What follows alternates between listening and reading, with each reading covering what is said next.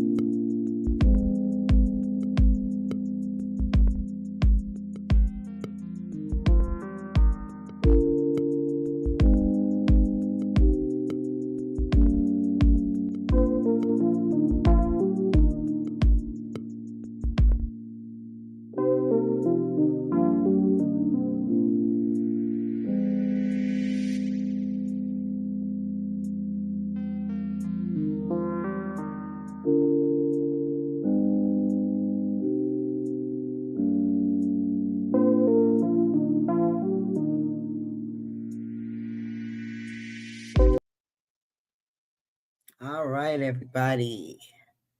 Let me see. How do I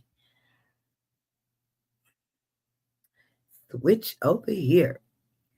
Okay, give me 1 second, everybody. I am. Okay, here we go. Here we go. All right, everybody. Good evening.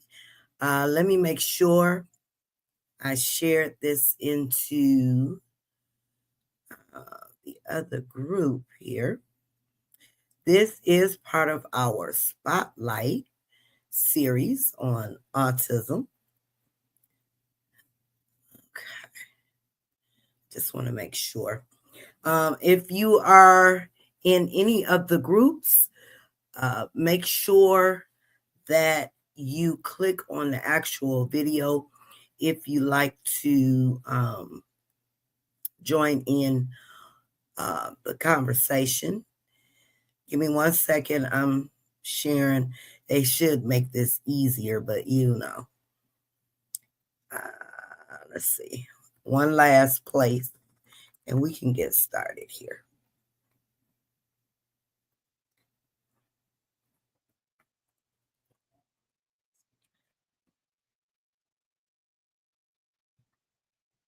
All right, I am coming to you guys live on Facebook, our mainstream, YouTube, and I also have TikTok open. So tonight we are graced with Mr. Charles Gies. Am I saying your last name right? Mr. Charles. Uh-oh. Mr. Charles, can you hear? Okay. Oh, yeah. I hear you loud and I clear. had you muted. Okay. Did I say your last name? Pronounce it Yeah. correctly? Gies? Okay. Yes, it is Gies. All right. So tonight, everybody, we're honored to share a conversation that's both deeply personal and incredibly kind of rare. Our guest tonight is Mr. Charles. He is 79 years old and has lived a full, complex, one shaped by experiences he didn't fully understand until later in life. Mr. Charles grew up never knowing he was on the autism spectrum. and only discovered that missing piece as an adult. In this up close conversation, Mr. Charles will reflect on how that realization reshaped his understanding of his relationships, his career, and himself, and what life looks like today. Ladies and gentlemen, this is not a textbook story. It is a lived experience.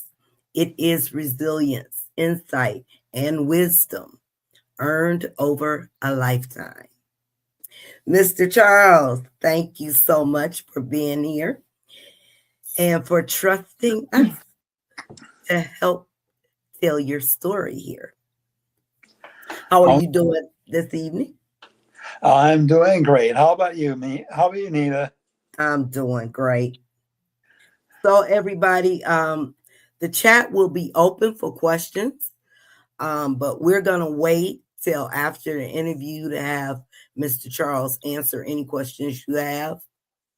Please, and we encourage you as he's talking, if you have any questions, to type them into the chat, and I'll pull them up, after we finish the interview. So we are actually going to get started with some of your early life. Now, growing up, how did you experience yourself as a child? As a young adult, did you feel any different from, those you were around? Oh, definitely. From childhood on, I could see the difference. One difference is I was, as a child, we'll talk about that first. I was way ahead of the other kids in my age in math. Uh, I remember when I was 4 years old, I discovered how to add. I was playing with some toy bricks, and my mom and dad encouraged me from that point on, taught me different things about math. By the time I started first grade, I already could do long division. Um, they looked for ways to challenge me with math in school because I wasn't challenged by the work that my peers were doing. So that was always something they looked for. Um, at the same time, there are things I had difficulty relating to. I had difficulty paying attention in school, first of all. And that was one thing. I remember in kindergarten, the kids were singing these songs. I had never heard them before. I didn't know them. And I think they kind of picked them up as they went along, and I couldn't pick them up as I went along. Okay.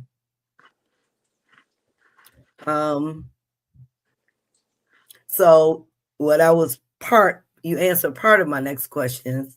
Were there moments in your early life where you just sensed something didn't quite fit? Even if you couldn't name it. But Oh, the yeah. songs were part of it, right? And a lot of it was just not being able to fit in with the other kids and not understanding why.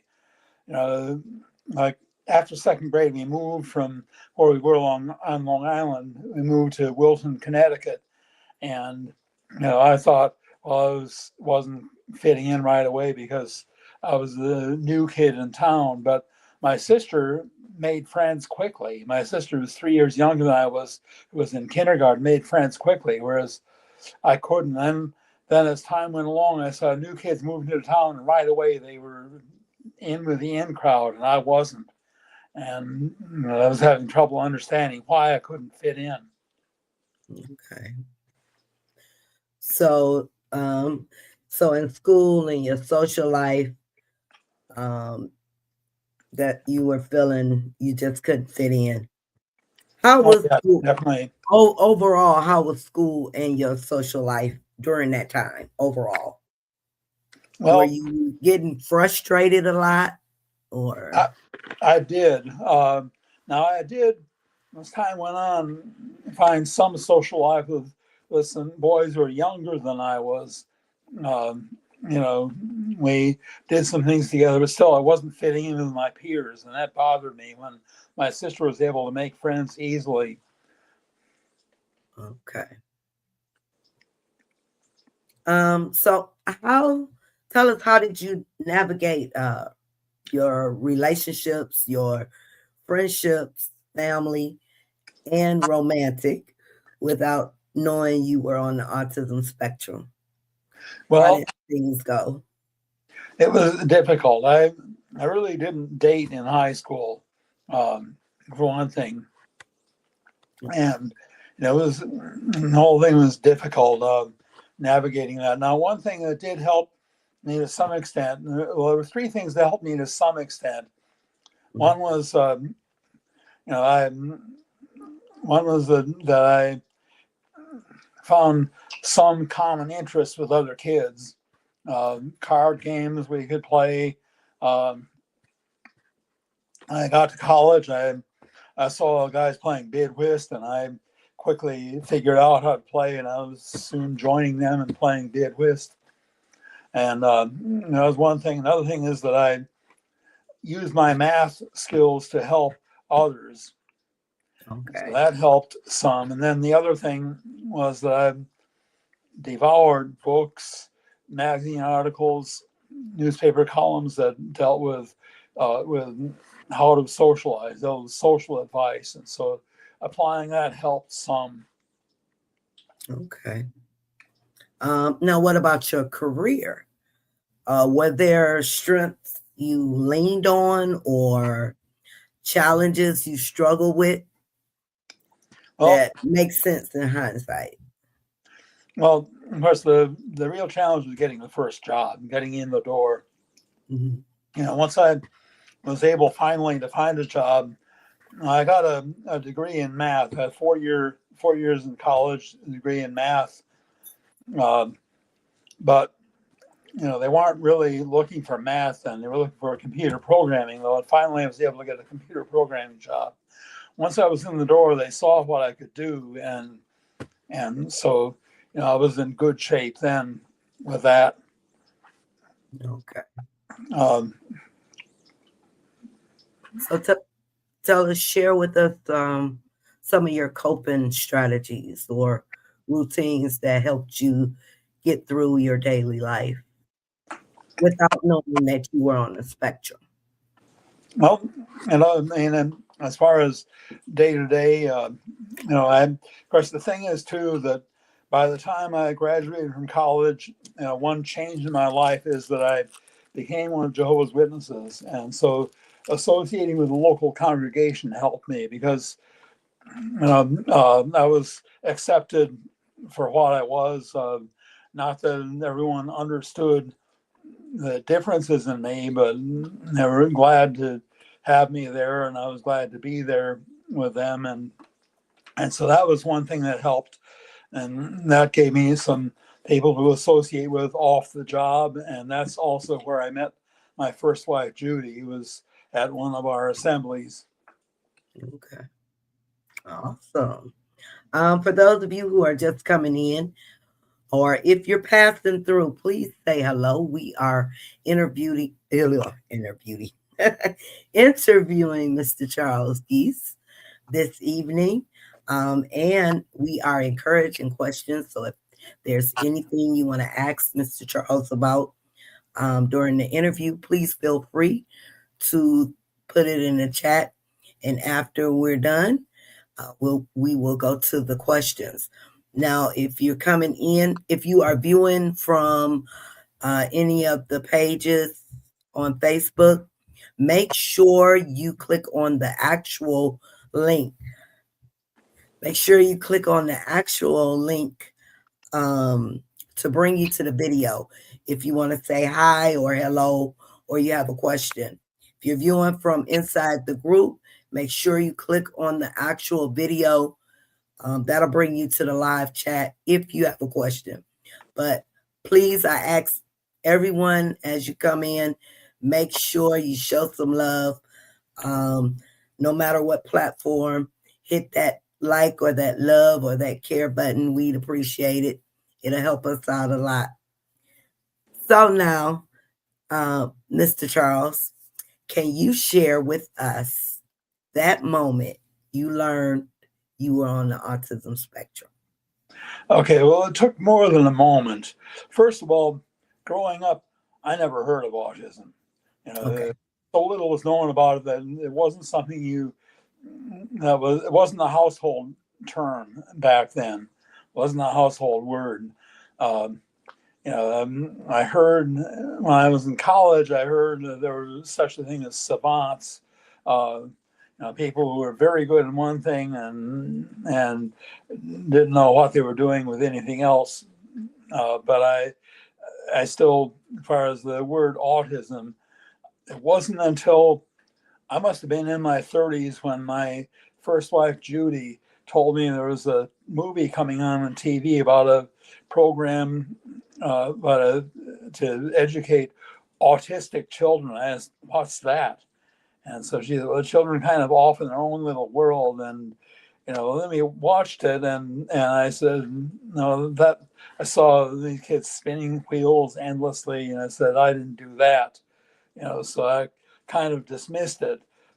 But then there was a young man we met that was autistic, and I could see a few similarities between him and me, but that kind of made me uncomfortable. I kind of dismissed that. And it wasn't until I was in my late 40s, and we had an article in Awake magazine about autism. And as I read that, I said, I wonder if there's a milder form of this. And especially, I noticed a box about special abilities, and it mentioned math as one area in which some autistic people have a special ability. And I wondered, but then I kind of forgot about it. But meanwhile, my daughter began urging me to watch the movie Rain Man, which she had gone to see, and she urged me to see that movie. And I wasn't paying. I heard her say it, but I didn't really take the time. But then one time I turned on the TV, and that movie happened to be coming on right at that moment. I said, Dorothy's been urging me to watch this movie. Let me see it, see what it's about. And it didn't take long into that movie before I could clearly see, the similarities between me and Raymond. I could see Raymond as a more severe version of myself. Um, I could see even the way he reacted to a catchy phrase, catchy advertising jingle, and I could relate to that. And I could relate to his being stuck on routines, although I wasn't stuck on routines to the degree he was, but I still could relate to it and to his. And while I can do 3-digit multiplication in my head and some things in my head that other people can't do, but the kind he could do in his head I couldn't do. But then again, he couldn't make a very simple practical application of his math, whereas I can make practical application of math. So I could see him as a more severe version of myself throughout that movie. And after watching the movie, I looked up autism in the Mayo Clinic Family Medical Guide. And right at the end of the article on autism, it said that there is a milder form of autism whose main symptom is social awkwardness. Bingo. Yeah. Yeah. And that's what then led me to begin exploring. I talked subsequently with my mom. I said, you may think this is crazy, but, and then I told her, and she said, no, I don't think it's so crazy. It makes sense. And I told my sister also, I talked with her over the phone, and she said it made sense to her too. And, then subsequently I turned on an NPR program, and they happened to be interviewing Temple Grandin regarding the book that she had just released, Thinking in Pictures. And uh, from the things that she said, I could again relate to a lot of what she said. And I went and got the book, read it through. Then I contacted the local Autism Society, the president of the local chapter of the Autism Society of America, referred me to a neurologist who made the formal diagnosis. Okay. So, um, your emotions at that time. I know it was a sense of relief, but what else did you feel Well, when you got the the diagnosis? sense of relief, I'm glad to understand something about myself, understand this, and also I understand what challenges I'm up against and whatever things I try to accomplish in life. Um, I also, it also, though, over the years, have made me more understanding of other people's challenges. And other people face various things, the various things they have, other things that, I remember one time talking to the lady in my congregation when we were in Virginia. She was describing some things about herself, and I asked her, if she suffered from seasonal affective disorder, and she said yes, she did. And because what she described, I recognized that was what she was describing, and but I could understand that in a way I couldn't have understood it 20 years earlier. And what about understanding your past self? Like, you got more clarity of what was going on with you. Oh yeah, definitely. Mhm. Yeah. Okay. And the thinking in pictures is kind of interesting. I've learned, of course, as the book mentions, not everyone who is autistic thinks in pictures. Not everyone who thinks in pictures is autistic, because Cindy thinks in pictures, but she's not autistic. Okay. Yeah. Once again, I want to let everybody know, if you are viewing from inside any of the Facebook groups or on the page and you'd like to come in and say hello or ask a question, please click And to one thing bring too, you to the live chat. Go ahead, Mr. Charles. that I learned from reading her more recent book, uh, uh, uh, Visual Thinking, I think is the title of it. I have to go back and look at it. Reading that book is that she's gained more insight into the different ways people think since then. Because when I read Thinking in Pictures, she seemed to have the idea everybody either thinks in pictures or thinks in words. And I thought, I don't really quite relate to either of those.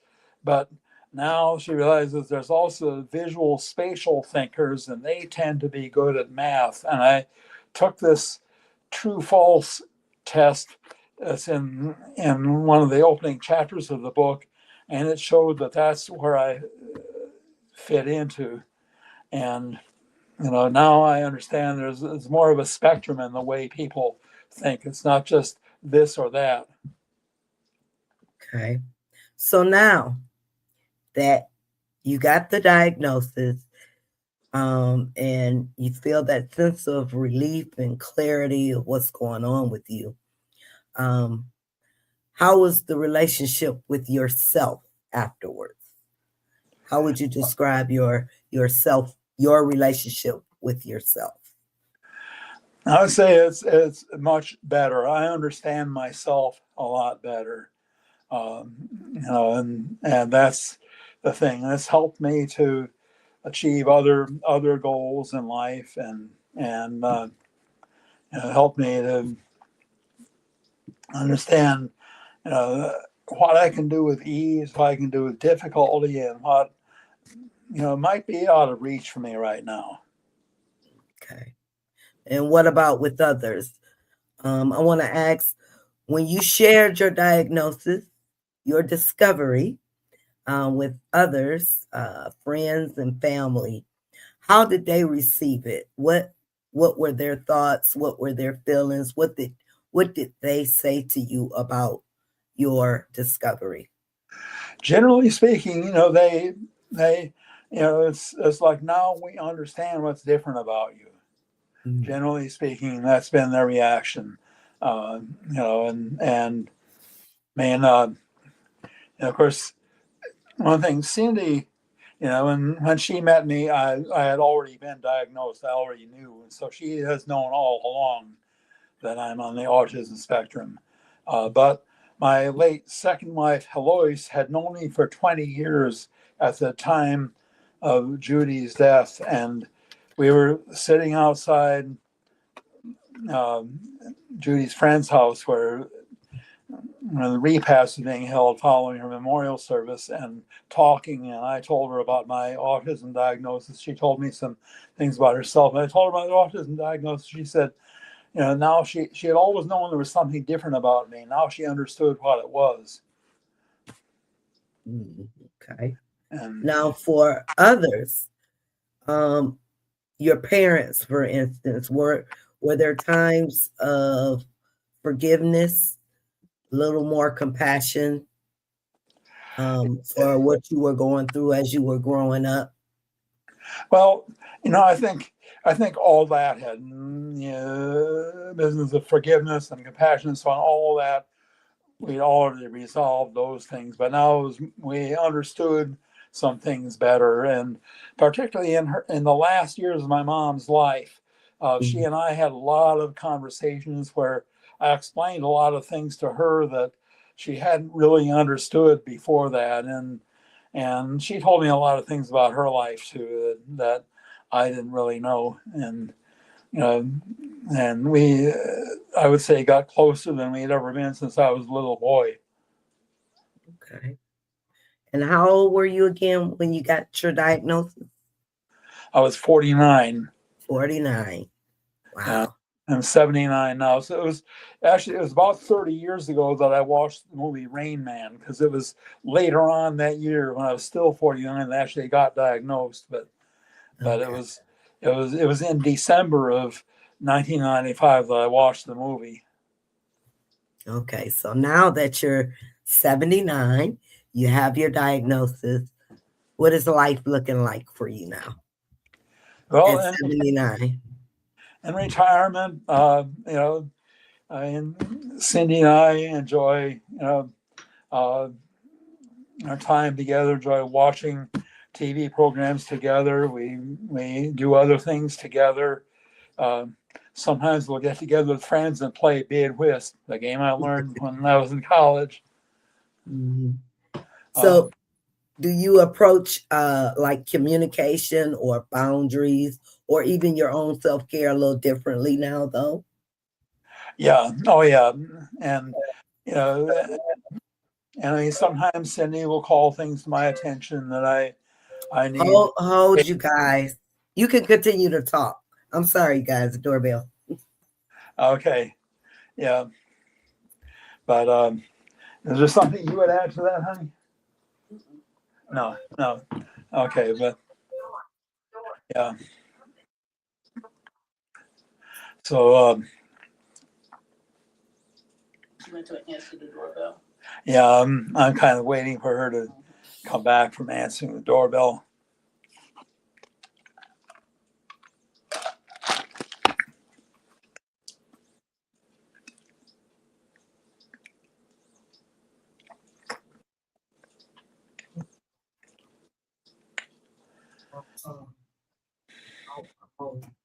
Important.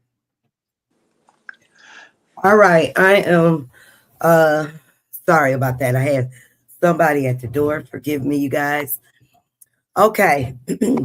So now let's ask you, what has brought you the most peace and joy in this chapter of your life? Well, part of it is my relationship with God and with my with others of my faith. A large part of it is Cindy right here in the room. Having her in my life has been a big thing, and just it's nice. And I do most of the cooking for us. We enjoy our meals and enjoy whatever we're able to do together. Beautiful. Okay, so now let's talk a little bit about looking back. So now, looking back, what do you wish people had understood about you earlier in life? What is something really that you wish everyone understood that Well, they didn't understand? yeah, I think, first of all, I wish I had understood it, and then I wish other people would have understood it too. And that's just the fact that there were some differences about me, and the fact that there were things that I grasped readily and things I had difficulty grasping. The business of Keep having talking. a sometimes having a kind of tunnel vision about things, looking at things kind of one way and needing to be helped to see outside. I know my dad worked with me on things like understanding figures of speech and metaphors and so on. He worked with me on that. Okay. What would you say to someone who is discovering they're on the spectrum later in life? 1 second. Go ahead and answer that. I'll be right back. Yeah. Well, I would say again, um, I hope that they would view it positively the same way I viewed it. I mean, the fact is, I always was on the spectrum, whether I knew it or not. Now, it's good to know it. Now I know, what challenges I'm up against, what things I'm good at, what things I'm not naturally good at. But now that I know what I'm up against, I know, you got to work harder on certain things. And I would say the other thing, view it as an opportunity to get to understand the various challenges other people face, because you may understand some things other people are dealing with, but the others may have difficulty understanding. People who are dealing with depression, dealing with ADD and ADHD and with bipolar, all these things. I have to apologize, you guys. I didn't know the door was going to be going off today. So how do you define resilience after everything you've lived through? The not knowing what was going on with you growing up. What would you say your resilience? I think having a positive outlook, having an outlook of can do. Others can do this. I can do it too. Having a positive view. I want to do the best I can. Appreciating too that this is what other people have the right to expect of me. They don't have the right to expect of me more than I can do, but they do have the right to expect of me what I can do. And that would have been my next question. You sort of answered that. What lessons about identity and self-acceptance feel most important to pass on? Yeah, and that's what I would say. One thing today there's this movement, this tendency to view disability as a bad word.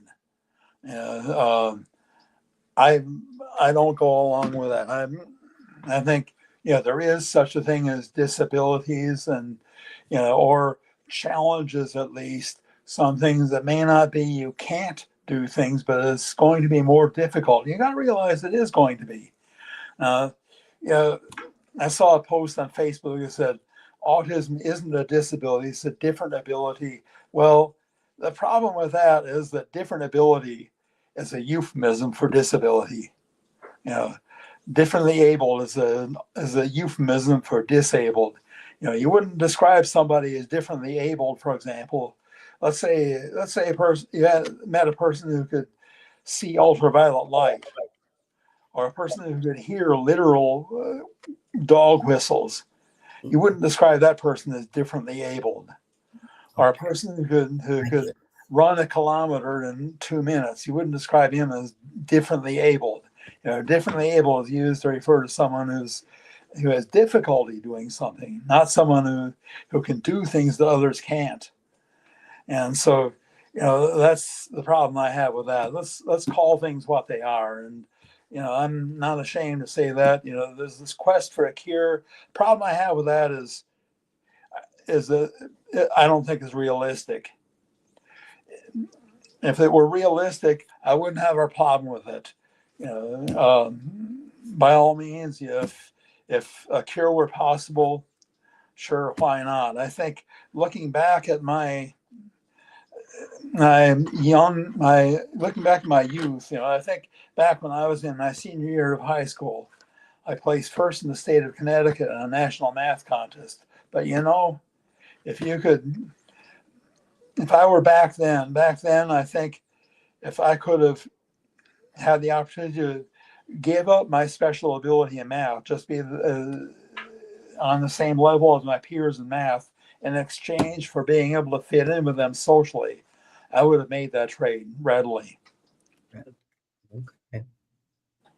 Now we're going to take some questions now.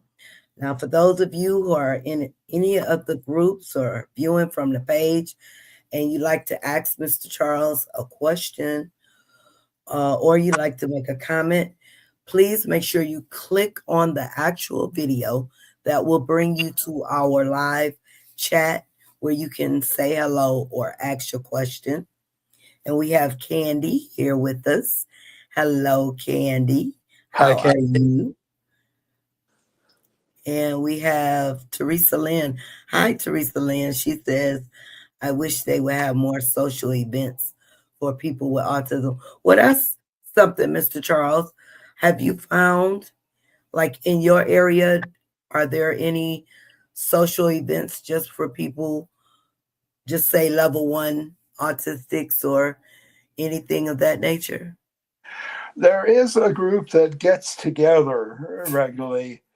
See, the thing is, I look for people with whom I have common goals, values, and so on, and that I find with other members of my faith. But Okay. Again, in some areas, particularly areas that are more populated, areas of high population density, there may be social events available for people with autism, and if that's what you want to do, I mean, that's great. It's an opportunity to find some socialization, and so it's a personal choice. Right. I'll leave it at that. We socialize with people with whom we have the most in common. Yeah. Yes, and that's absolutely true. Lorianda is in the house. Hey, Lolo. Hi, Good evening, Lorianda. Mr. Charles. And Always my pleasure. thank you for sharing your story. She has a question. Were you bullied in school for being different? Oh, definitely. And I remember there was one kid in particular when I was in grade school who was always picking on me during recess, and I remember that. But later on in high school, it took on a different form. It was kids trying to get me to do things that made me look foolish.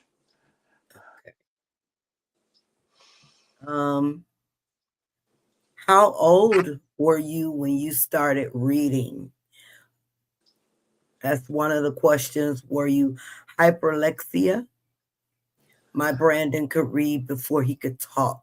He knew and understood words on paper. Okay. What about you, Mr. Charles? Yeah, no, I could talk long before I could read. Okay. I started reading at age 5. I remember one time asking my parents, and they were talking about something. I don't know. They were talking anyway. I interrupted and asked, "Is like spelled Lik?" And right away, whatever they were talking about, they dropped and they started answering me, and they're saying, "No, it's spelled Like." And I said, "Well, then that would be likey." And they were trying to explain to me about the silent E and so on, and it was quite a discussion. And anyway, so Lik is pronounced that let me like pronounce lick. Next day I asked my mom, is lick spelled L-I-K? And she said, no, it's spelled L-I-C-K. And I didn't question her about that. But I gradually learned phonetics from there. I remember that summer, well, we were staying at my grandmother's place at one part of our summer vacation. And one morning, when my parents got us kids up, they discovered, let me put it this way, that my sister Jenny had reached into her diaper. And I won't go into all the scatological details from there, but anyways, they were cleaning it up. I heard them spelling out a certain 4-letter word, and I asked them, what does it spell? And they wouldn't tell me. And so anyway, I committed the sequence of 4 letters to memory. Actually, that was back when I was 4 that happened. It was later that I asked the question about like and lick and so on. But anyway, sometime after I asked the question about like and lick, I came back, I thought back, and I started try to pronounce that sequence of the 4 letters, and then I said it. And I think if somebody had come along and washed my mouth out with soap, I would have viewed it as a favor, because I felt dirty after saying that word. But anyway, that was a step, though, on my learning phonetics. And by the time I was in first grade, I could already read beyond the first grade level. Okay, and she also asked, Mr. Charles, do you have tics or do you stim? Yeah. Yeah, I have? do. I Okay. do twitch at times.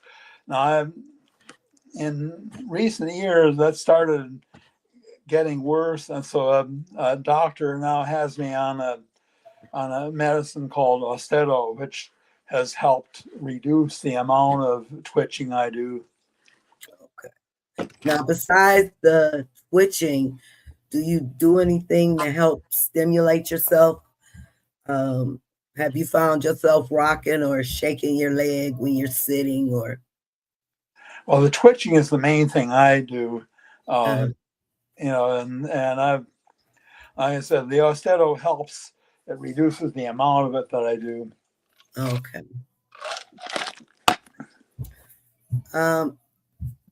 Do you have any siblings, Mr. Charles? Well, I mentioned my sister. She died from cancer, though, 28 years ago. But I have my brother. My sister was 3 years younger than I was. My brother is 10 years younger than I am. He's a math professor at the University of Maine in Farmington. I think he's still teaching there too. I imagine he'll probably retire soon. But. Okay. So thank you so much, Mr. Charles. But lastly, before we go, if there's one thing you hope everybody or people can take away from your story from beginning to now, what would it be? Well, I would say be optimistic about your child. By the same time, you got to be realistic, because, I mean, for example, you told me about DeAndre, and I mean, there's no way DeAndre is going to, enjoy the kind of independence in life that I've been able to enjoy. But be optimistic about what your child can do, and keep in mind your goal is to prepare your child in raising a child is prepare the child for adult life. What do you prepare the child for? You may have to adjust according to what you see are the child's clear limitations, but do the best you can, and that's the thing I would say. Right. Well, it is always a pleasure to have you. And thank you so much for doing this interview with us and sharing a part of you, Mr. Charles. We really appreciate you. And we won't see you next Sunday, right? That's right. This Sunday you probably won't, because Cindy and I have an assembly to go to. It's in Newburgh, New York, which is about 2 hours away from here. And so it's unlikely I'll be on for the group meeting this Sunday, which means the next group meeting will be on Sunday, January 4th. Okay. Well, you guys, we're going to continue our spotlight on autism, and I was doing a spotlight on Detroit autism. We have Tiffany Jackson coming up, and we have Dinah and Nathaniel coming up this week. We had to reschedule a couple of our interviews, but make sure you guys join us Thursday and Friday. Change the World for You, Tiffany Jackson will be with us Thursday at 7 p.m. And Nathaniel and Dinah will be with us on Friday at 7 p.m. Okay, So, Thursday and Friday. Yeah, Okay. Thursday and Friday at 7 p.m. For this interview will be up. I will have it pinned at the top for those of you who come in afterwards. And if you have any questions, you can leave them in the chat and we'll check for them. And I appreciate each and every one of you. But as you leave out, please make sure you share some love by hitting that like or love button. And thank you. I appreciate each and every one of you. Any final thoughts, Mr. Charles? Yeah, just I appreciate being invited to give this interview. I'm always glad to share, my experiences and insights to whatever extent they can be beneficial to parents. I really, have to empathize with all the parents and all that they have to deal with, and some have to deal with things similar to what my parents had. Some are raising a child alone, and that adds to the challenge. And in some cases, you've got to deal with issues with elopement. I mean, I can't even imagine what it's like having to deal with that, or kids that are up half the night screaming. I mean, but again, I feel for the parents who are raising kids on the spectrum, and whatever I can do to encourage anyone, I'm glad to do. Okay. I did have one more question because we spoke about your diagnosis in once upon a time it was called Asperger's and now it's level 1. What is your thoughts on the change? Well, do you think it should have stayed the same? Because I've seen some people saying it should be separated, and then others, agree with the change. What are your thoughts? well, my thoughts are as far as Asperger versus autism.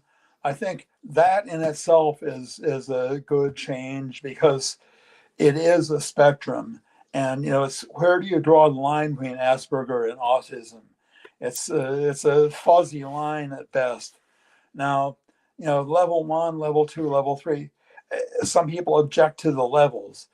People objected to high functioning, medium functioning, low functioning labels. No matter what labels you come up with, there are people who are going to have a problem with them. Oh yeah. As though that the levels, you have to have some way of distinguishing people who are able to lead an independent life like I've been leading, people who need some support and people who need a lot of support. And how do you distinguish that? I mean, just it's important everybody come up with a set of terms that, just we're all going to use these. Yeah, maybe some people may not like them, but we're going to use them because, that's what everybody understands. Right. Okay. Well, thank you once again. Thank everyone who is in viewing distance of this live. We appreciate you. And be sure to reach out if you'd like to be spotlighted here on Autism and Us. We'd be more than happy to have you. But don't forget Thursday and Friday, spotlight on Change the World for You. And Friday, Nathaniel and Dinah is in the chat. Dinah says, I'm glad it changed because under Asperger's, the services are not provided because they do not always struggle academically. Okay. Yeah. Well, sometimes the academic struggles for me were not the obvious ones. I'll give an example. Just quickly, eighth grade English teacher I had, remember her name, Mrs. Hobbs. She and I had a lot of difficulty understanding each other. There was one assignment I didn't know what she wanted, and ended up getting no credit for it. But another time, early in the year, there was a quiz about a short story we read for the class, and I got a failing grade on it. And I asked her after class about it, and she said I needed to give examples in my answers. Well, subsequently on a test, some questions dealt with that same short story, and I endeavored to give examples, and she marked me off for retelling the story. Well, what was the problem? The real problem was that she didn't communicate to me what the real problem, why she gave me a failing grade. It's that she couldn't make sense out of my answers, and so she thought I hadn't read the story. Oh. And so now when I did the test, you can see I read the story, but she still couldn't make sense out of my answers. So as far as she was concerned, I was just retelling the story. And so the real problem is she couldn't make sense out of my answers. And if she'd communicated that to me, I might have been able to fix it, better on the test. But, it's that thing. There was other teachers that I understood perfectly. No problem. Yeah. Chemistry teacher that I understood. And there's Pam. I understood each other well. Okay. All right, you guys. Well, thank you once again, Mr. Charles. It was my pleasure to have you up here. And wait a minute, hold on. Dinah says it was difficult to get an IEP under academics, but under the new change, it allowed behavioral and social services. Okay. Yeah, and that's the thing that I say about the why I don't really have a problem with the change is I understand that if one label makes it difficult to get services, another label enables you to get the services you need. By all means, let's get rid of the different labels so parents get the service they need. Likewise, the high, medium, and low functioning. And they say, well, he doesn't need services because he's high functioning. Right. And if you can fix that, then that's worth it. I don't agree with the objection that low functioning insults kids that are low functioning. There's people that had labeled low functioning.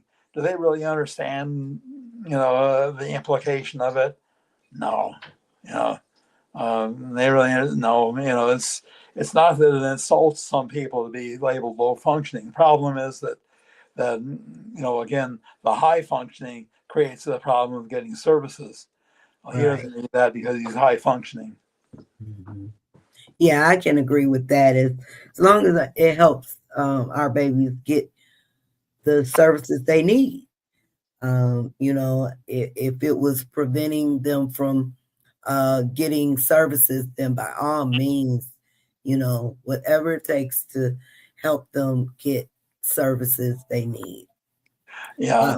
And that's the thing, when it comes from parents, I understand completely. When it comes to these quote unquote actually autistic groups, and they've talked about this before, these actually autistic groups remind me of campus radicals who claim to speak for the entire student body of the university. These the autistic they don't groups want the parents for all adults on this spectrum, and they don't. They don't want the parents to speak at all.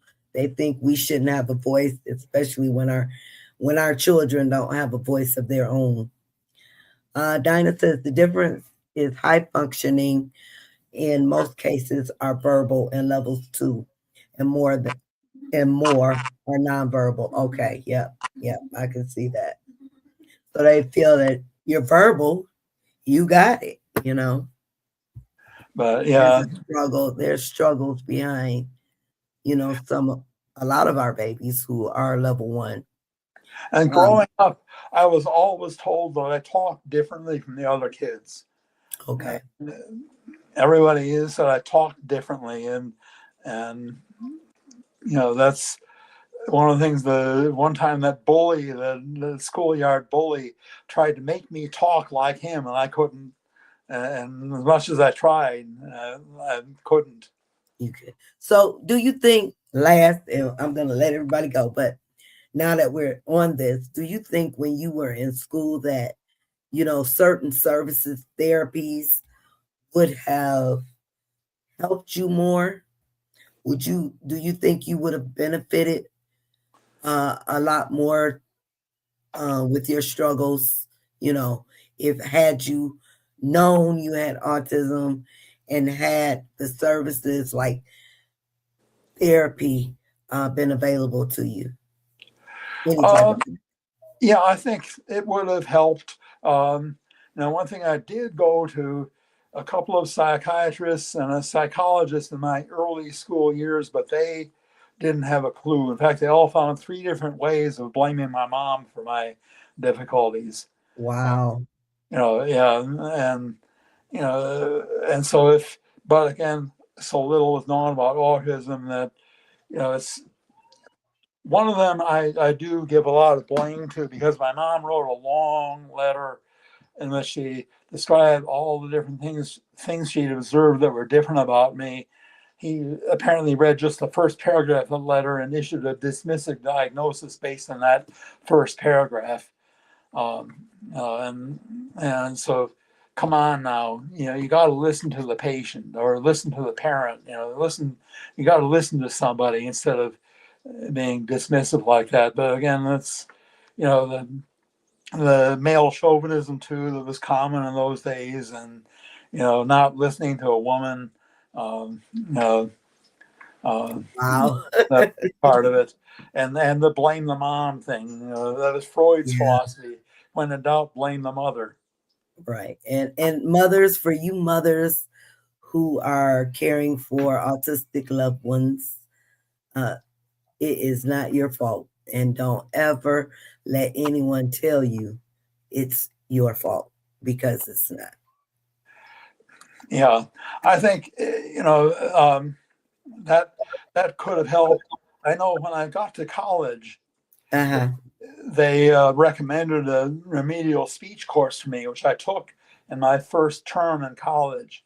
Okay. And so that addressed some of my way of speaking and improved things in that area. But of course, obviously, there could have been more than that. Now, one other thing they did for me in school, in 5th grade, one day in the school cafeteria, the school principal came up to me and showed me this diagram that showed some lines that had the lengths. And he asked me, what's the length of this dotted line? I couldn't tell him. And he said, well, come to my office a half hour before the end of school and I'll teach you geometry. And that's the rest of the school year. I went to his office for the last half hour of the school day, and he taught me geometry while the other kids in my class were learning 5th grade math. He was teaching me geometry, and then from that point on until I finished 8th grade, when I did math 12. After that, I had to take correspondence courses from the university because they ran out of math courses to challenge me.